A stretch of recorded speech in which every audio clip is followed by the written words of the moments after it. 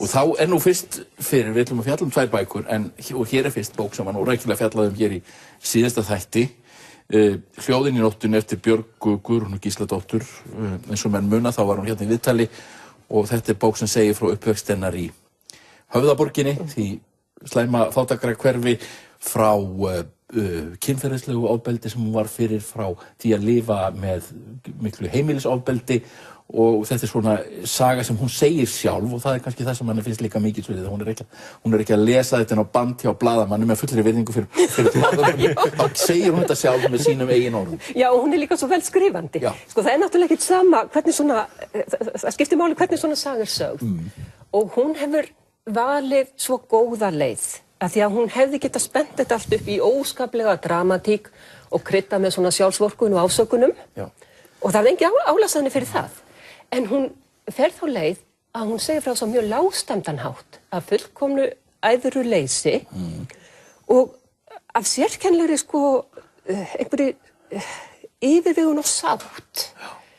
Og það gerir fyrir vikið verður þetta gríðarlega sterk bók. Og þetta eru alveg skelfilegir atburðir, og mér finnst þetta í rauninni líka vera bók bara hvernig það börn lifa í ástleysi. Af því að börn þurfa þau þurfa hvatningu og viðurkenningu og ást og umhyggju. Og þegar þau eru svipt því, þá er verið að taka frá því svo óskaplega mikið. En þetta er sem sagt, þetta er stutt bók, þetta er stutt, hún velur svona dálítið hvað hún segir frá. Og mér finnst það kostur að hún er ekki að fjalla allt. Heldur verið svona hafa, mér finnst hún hafa mjög góða yfirsýn. Og ég dáist að henni hvað hún gerir þetta vel. Og einhvern veginn fékk ég á tilfinninguna að kona sem skrifar bók á þennan hátt, eins og hún gerir, hún hljóti að hafa lesið mjög mikið, allavega haft mjög gaman á að lesa. Ég held að hún segi það reyndar í bókinni, einhvers staðar, hún hafi lesið mjög mikið. Og það skilar sér alltaf. Já, þetta er náttúrulega, þetta er saga konu sem á sér hvergi skjól í uppvextinum. Það er allstaðar er hún ýmist svikin eða að minnstakosti ekki hlúð að henni. Það er þetta tryllta heimilislíf. Það er fyrirlitningin á fólki sem lifir við þær aðstæður í Höfðaborginni og svo í rauninni áfram. Það er kynferðisofbeldi af hendi föður sem býr ekki með þeim. Það er harðneskjan í sveitinni sem tekur heldur ekki tillitinu, og svo þessi grimmd og fyrirlitning samfélagsins sem birtist í þessum upphafsköflum sem að ramma söguna inn af lýsingunni á framferði kennara í skólanum þar sem hún var í bekk, sem er bæði ofbeldis kynferðislegt ofbeldi en líka fyrirlitning.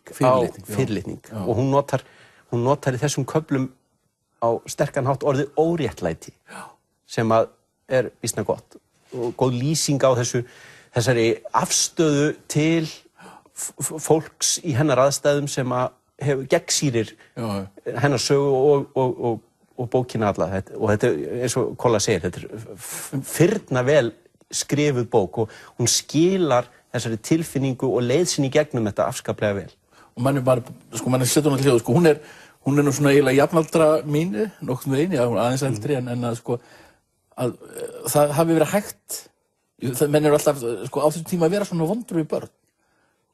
Það er eiginlega líka þeir sem voru góðir við börn voru vondur við börn. Já. Líka þeim sem bara vera góður við börn voru vondur við börn. Þeir sem allir héldu að væru góður við börn voru vondur við börn. Þetta þyrmir dálítið yfir mann. Já, það þyrmir dálítið yfir mann, en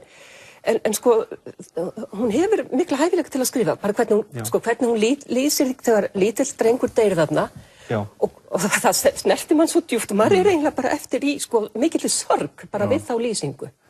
Þetta er mjög fín bók.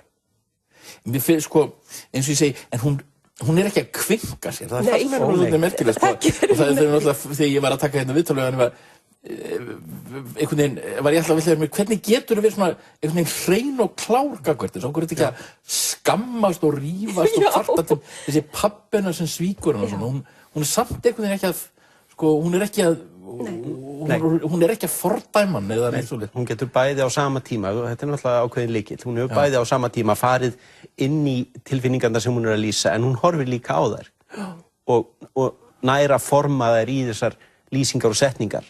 Þannig að þetta er það sem þarf að gera.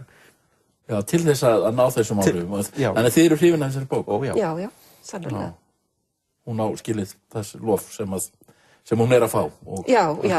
Og ég meina, hún stóð sér líka alveg frábær, hún var sko frábær í viðtalinu við þig. Algjörlega maður hugsaði bara, maður dáðist að þessari konu. Og maður gerði það líka eftir að hafa lesið bókina.